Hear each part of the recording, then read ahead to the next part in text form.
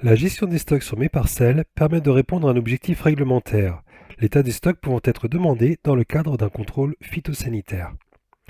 Rendez-vous sur le menu économique stock et achat. Pour que les charges calculées soient justes, il faut que les stocks le soient aussi. Une gestion des stocks rigoureuse, c'est une garantie de traçabilité. Vous arrivez par défaut sur la page début de campagne où il nous faudra définir une date de début de campagne. Il ne s'agit pas d'une date d'exercice comptable, mais d'une date charnière située entre vos dernières récoltes et le démarrage de la nouvelle campagne. Saisissez cette date et enregistrez la date. 4 onglets représentent l'ensemble des familles d'intrants: semences, produits phytosanitaires, engrais ou autres.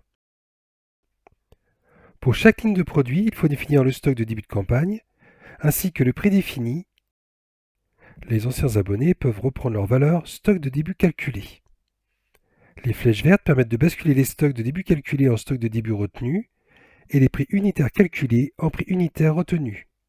Pour cela, vous pouvez également utiliser le bouton Reprise de stock calculé qui effectuera une bascule générale en un seul clic. Cela laisse tout de même la possibilité de modifier valeur et prix unitaire pour certains produits.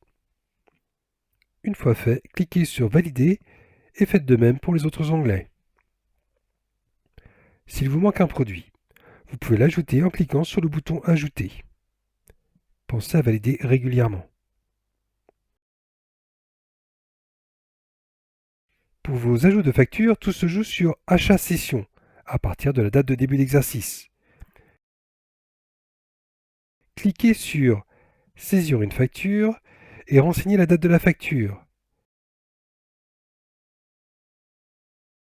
S'il s'agit d'un achat ou d'une cession, par exemple pour les retours de produits ou les produits phyto non utilisés, le tiers qui peut être créé via Ajouter un tiers, un numéro, celui de la facture ou le numéro de pièce comptable, la remise potentielle en pourcentage, celle-ci s'appliquera sur l'ensemble de la facture, et un espace commentaire, ce dernier pourra ainsi faciliter par la suite la recherche de toutes vos factures par des mots-clés.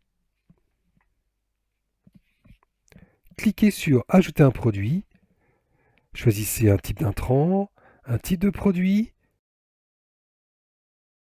Si votre produit n'est pas dans la liste, cliquez sur Ajouter un produit, indiquez la quantité, le prix du produit, unitaire ou total, et l'éventuelle remise sur ce produit.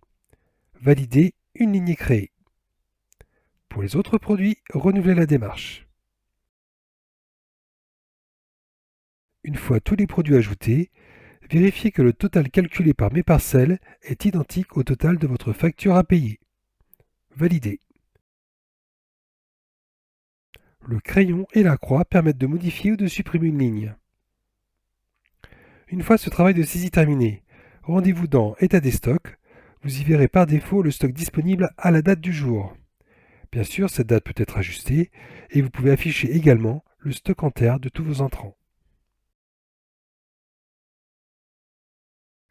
Enfin, Synthèse permet de visualiser à la date du jour la quantité début, la quantité achetée, en terre et disponible.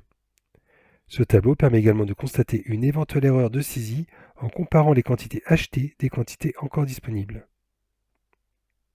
Astuce pour retrouver une facture. Rendez-vous dans Économique marge, rubrique Charge d'intrant. Le i informatif permet de voir les factures où apparaît l'intrant.